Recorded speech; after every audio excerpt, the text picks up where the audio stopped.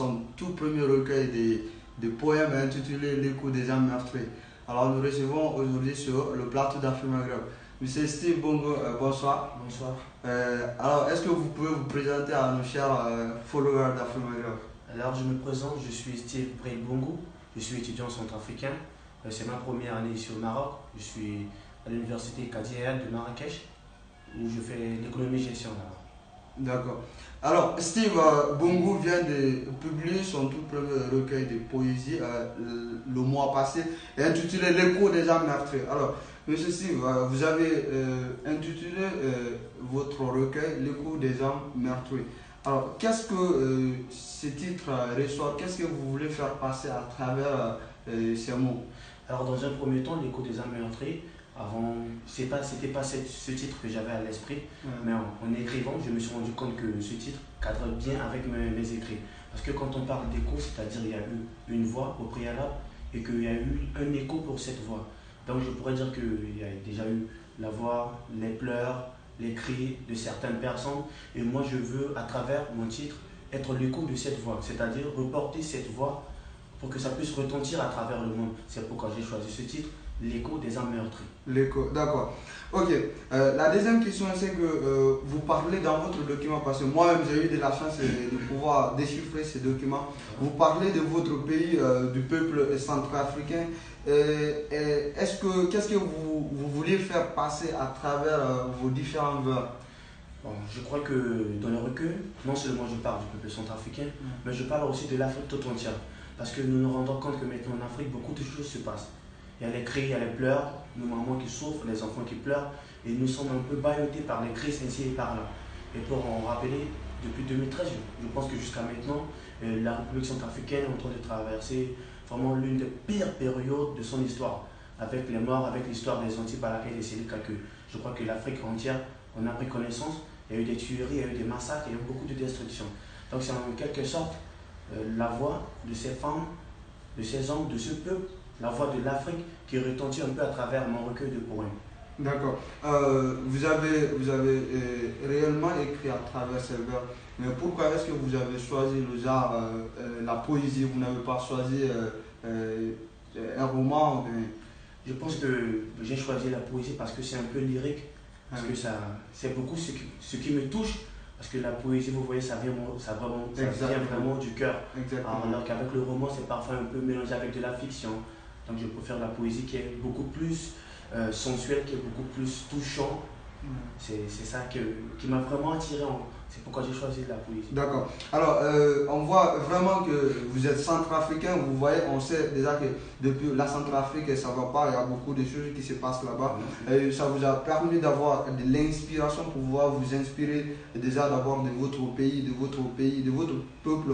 Est-ce que dans le roman, vous faites référence à d'autres pays d'Afrique, là où il y a la guerre, où il y a d'autres mots qui sévissent là-bas? Bien sûr, bien sûr. Je pense qu'il y a certains vers, bien, je pourrais dire à certains poèmes qui font allusion à l'Afrique tout entière. Parce que je m'en veux d'être, je pourrais dire panafricaniste. Je veux crier pour cette Afrique qui continue de souffrir, bien que nous savons que nous sommes le continent le plus riche au monde, mais nous continuons toujours de vivre vraiment des situations qui sont parfois très difficiles à supporter, très difficiles à surpasser. Donc je parle un peu de l'Afrique tout entière, non seulement de mon pays, la Centrafrique, mais carrément de l'Afrique tout entière. D'accord. Alors dans ces recueils, vous dénoncez beaucoup le système, déjà d'abord le système qui est en place. Vous parlez aussi de la guerre en réalité, la guerre qui est chez vous et aussi dans d'autres pays, la malgouvernance, la corruption et autres mots. Alors est-ce que vous comptez à travers ces sentiments de combat, est-ce que vous voulez vraiment continuer dans ces combats dans le futur? Bien sûr, je ne compte pas m'arrêter à ce niveau. J'ai encore beaucoup d'autres projets. J'espère que Dieu me donnera l'opportunité de continuer ainsi. Parce que j'ai vraiment envie que notre Afrique, que notre continent d'Afrique puisse renaître vraiment. Parce que nous voyons que nous vivons des événements qui sont parfois presque inhumains, qu'on ne saurait imaginer. Alors je veux que mon pays, la Centrafrique, je veux que l'Afrique tout entière puisse se prendre en main, puisse aller de l'avant. Ok. Dans ce cas, alors, réellement, si dans ces sentiments que vous voulez que l'Afrique bouge à travers, vous l'avez déjà démontré dans votre document. Qu'est-ce que vous préconisez, qu'est-ce que vous donnez comme conseil au peuple africain, à votre, déjà d'abord pour votre peuple, la Centrafrique particulièrement, ou bien et aussi en général l'Afrique, quel conseil vous pouvez donner, soit du côté du peuple et aussi du gouvernement de l'État? Mais je pense que comme conseil, je dirais à la jeunesse africaine, et plus précisément à la jeunesse centrafricaine, que nous avons toutes les possibilités, nous avons toutes les capacités de nous mettre au travail, de faire tout pour notre pays, de faire tout pour notre continent, parce que je ne vois pas vraiment les raisons qui pourraient vraiment nous empêcher à nous développer, à être au même niveau que les autres pays développés, autant pour moi.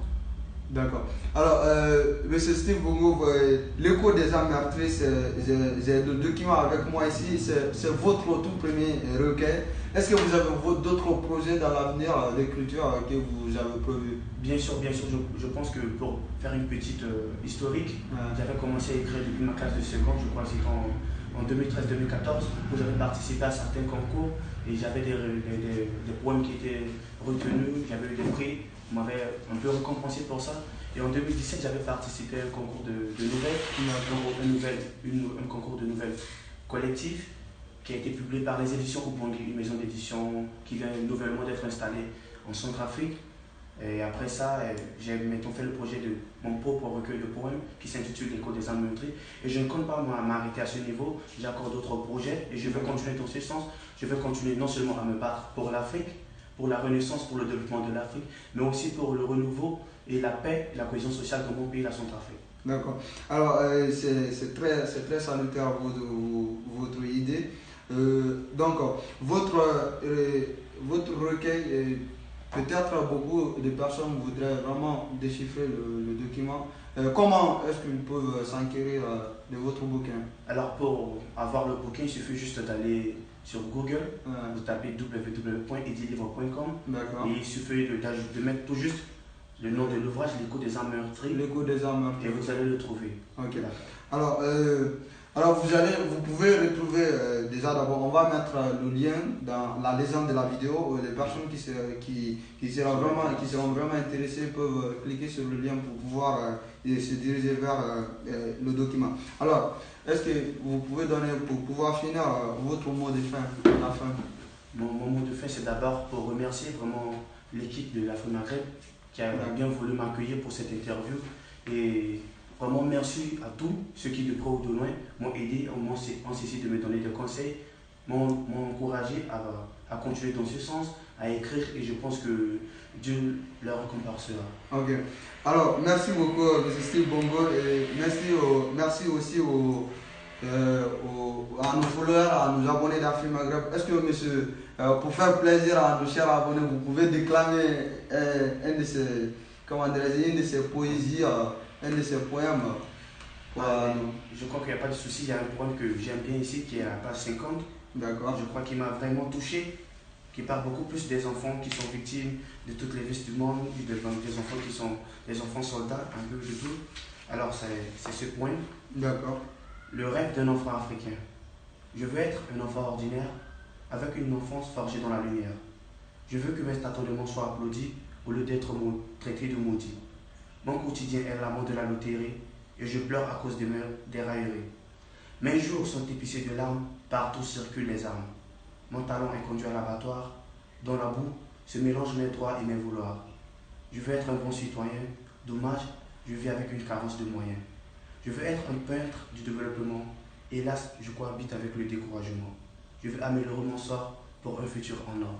Je dédie vraiment ce poème à tous ces enfants qui sont toujours les victimes des crises politiques, des crises militaires, qui sont souvent pris de force pour devenir des enfants soldats, qui n'ont pas le droit à l'éducation, qui n'ont pas le droit à l'instruction et qui sont abandonnés à leur triste sort. C'est vraiment pour ces enfants que j'ai vraiment écrit ce poème qui s'intitule Le rêve d'un enfant africain.